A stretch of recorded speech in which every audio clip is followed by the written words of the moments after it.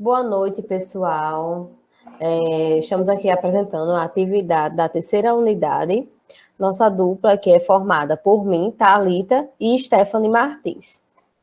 Então, a primeira questão da lista trata-se de um modelo de programação linear fazendo análise da sensibilidade. Então, aqui está os dados da questão, começando pela letra A. Então, na letra A, ela pede a estabilidade para o coeficiente x3. Então, para fazermos as entradas na base, quando a gente entra para x1, eu encontrei C3 maior ou igual a zero. Para a entrada de x2, eu encontrei C3 maior ou igual a 1,2, 1 meio. E para a entrada de xf2, eu encontrei C3 maior ou igual a zero. Então, a representação desses três conjuntos me diz o quê? Que C3 ele é maior ou igual a 2. Então, o que significa que C3 é maior ou igual a 2? Esse não é o nosso intervalo de estabilidade. Então, esse valor de estabilidade, ele significa o valor que a variável que não vai alterar o valor da solução. Ou seja, a solução ótima, ela não se altera se o lucro unitário for pelo menos igual a 2. Na questão diz qual o intervalo de estabilidade para x1. Então, relacionando a coluna x1, que é uma variável não básica, a gente resolvendo essa operação aqui, nós temos que CF1 vai ser menor ou igual a 1 meio. Esse vai ser o nosso intervalo de estabilidade. Então, esse valor ele não é atrativo para a base em questão. Então, a solução, por quê? Porque a solução vai permanecer inalterada. A questão F é similar à anterior.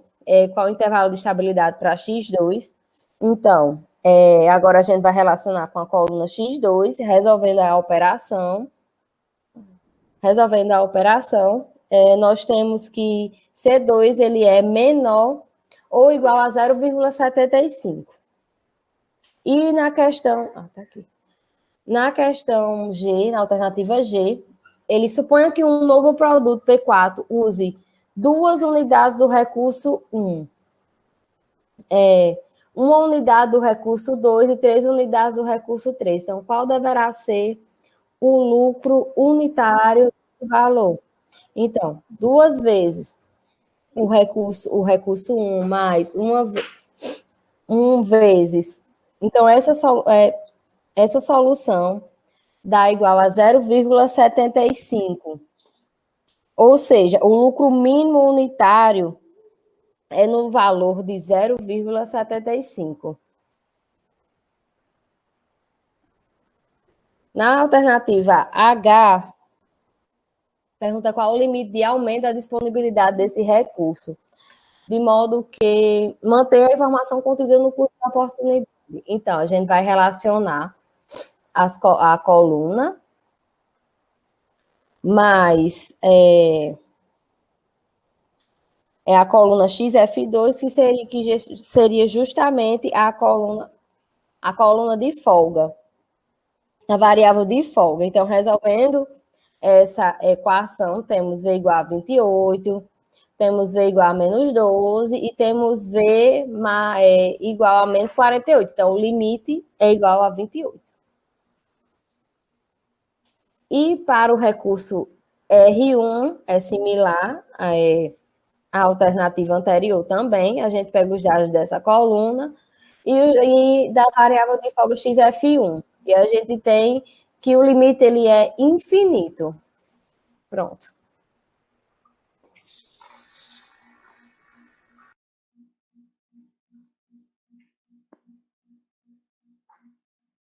Boa noite, eu me chamo Stephanie, eu vou continuar a apresentação. No caso, eu vou apresentar a questão 2 da lista 3. Aqui é o enunciado da questão, como a gente já viu, né? Porque tem na lista. E a gente vai resolver pelo método Branch and Bond. E que ele passa para a gente resolver, primeiro a gente tem que saber o ponto relaxado, solução relaxada, vamos dizer assim. E a gente descobre isso através do método de resolução pelo método gráfico. Então, é todo aquele procedimento que a gente já sabe. Tem a função objetivo e tem as restrições. Então, a reta 1, que vem a partir da restrição 5x1 mais 7x2 menor ou igual a 44, e a reta 2, que vem a partir da restrição 4x1 mais 2x2 menor ou igual a 27. Então, elas podem ser representadas aqui nesse gráfico. A reta verde corresponde à reta R2, ou seja, esse ponto 6,75 e 13,5, e a reta vermelha corresponde à reta 1, que é 8,8 e 6,28.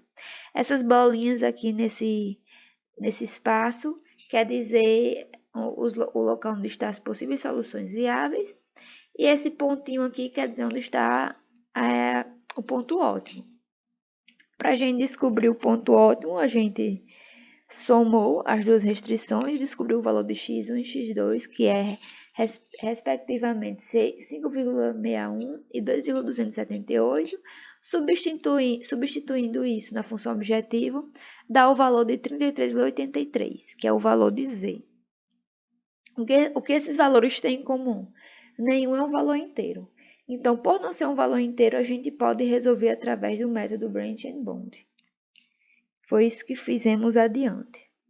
Começando logo pelo modelo, nessa parte de cima a gente só reproduziu os valores que tinha dado lá na solução relaxada e começamos a resolver pelo modelo. Vou pegar aqui minhas anotações. Escolhi arbitrariamente o x1. Isso foi resolvido pelo solver, para ressaltar. Então, a gente tem a reta S1 e a reta S2. O piso, x1 menor ou igual a 5, e o teto, x1 maior ou igual a 6. Resolvendo pelo solver desses respectivos valores aqui. Excluindo o S2 e começando a trabalhar com S1. O S2 foi excluído por conta da poda por dominância. Por quê?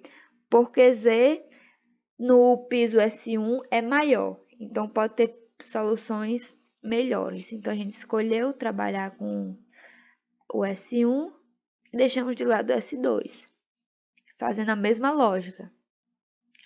Temos o S3 e o S4, escolhemos trabalhar com o X2, fizemos o piso e temos o teto. Resolvendo pelo solver deu esses valores, respectivamente.